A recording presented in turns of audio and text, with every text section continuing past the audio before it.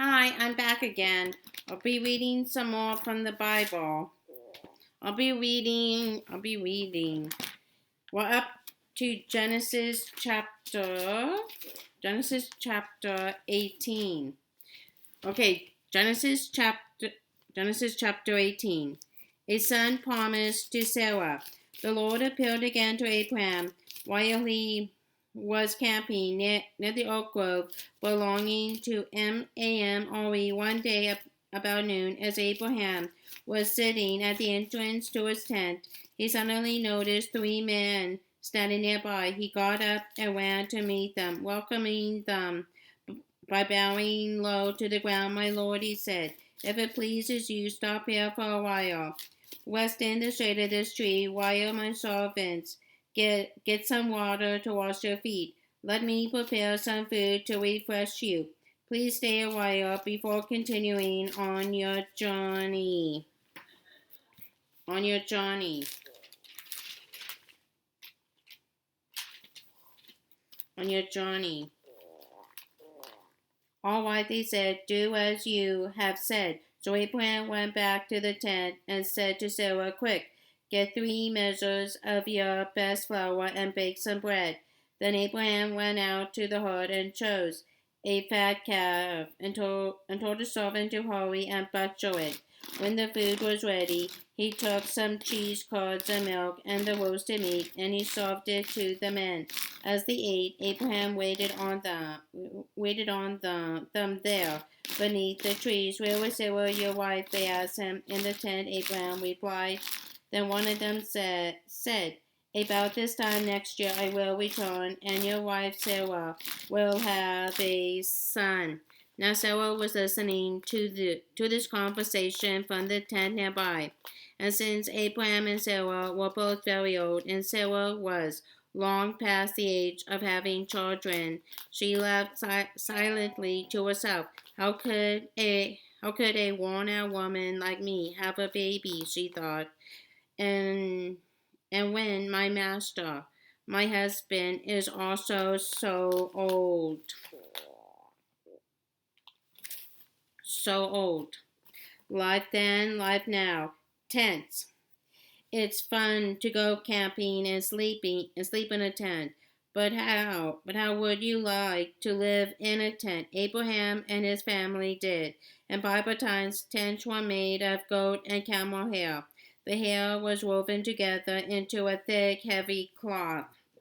When the cloth got wet, the animal hair would shrink, making the tent nearly waterproof. These tents were quite big, too. Everything the family owned had to fit in it.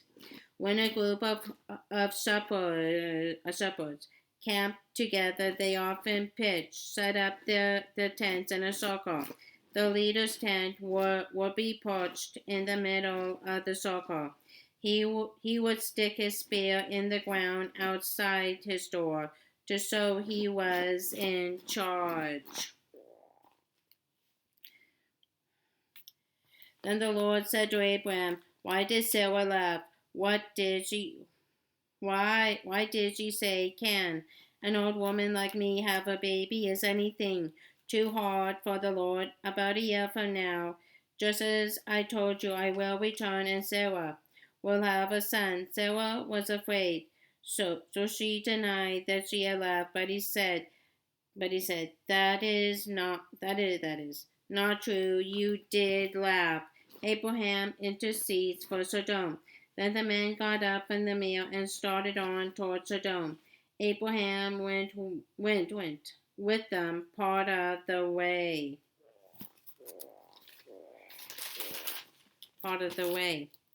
Should I hide my plan from Abraham? The Lord asked. For Abraham will become a great and mighty nation, and all the nations of the earth will be blessed through him. I have singled him out so that he would direct his sons and their families to keep the way of the Lord and do what is right and just. Then I will do for him all that I have promised. So the Lord told Abraham, I have heard.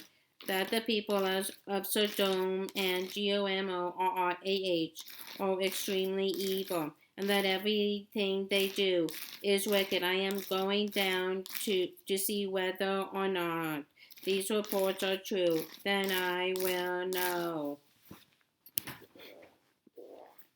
Then I will know.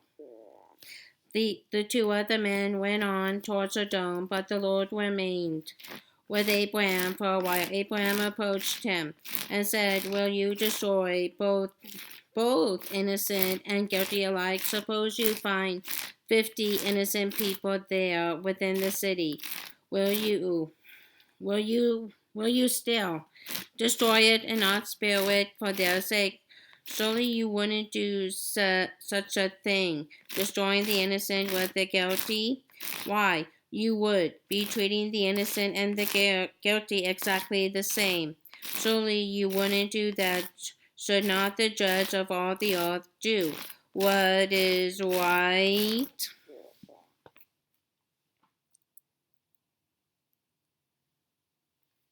What is right? And the Lord replied, "If I find 50 innocent people in Sodom, I will spare the entire city for their sake." Then Abraham spoke again, "Since I have begun, let me go on and speak further too. My Lord, even though I am but dust and ashes, suppose there are only 45, will you destroy this city for lack of 5? And the Lord said, "I will not destroy it if I find 45. Then Abraham pressed his request further. So suppose there are only 40. And the Lord replied, "I will not destroy it if there are 40. Please don't be angry, my Lord," Abraham pleaded. "Let me speak. Suppose only 30 are found." And the Lord replied, "I will not destroy it if there are 30. Then Abraham said, Since I have dared to speak to the Lord, let me continue. Suppose there were only 20. And the Lord said, Then I will not destroy it for the sake of the 20. Finally, Abraham said, "Lord, please do not get angry. I will speak but once more. Suppose only 10 are found there." And the Lord said, "Then for the sake of the 10, I will not destroy it." The Lord went on his way when he had finished his conversation with Abraham, and Abraham returned to his tent.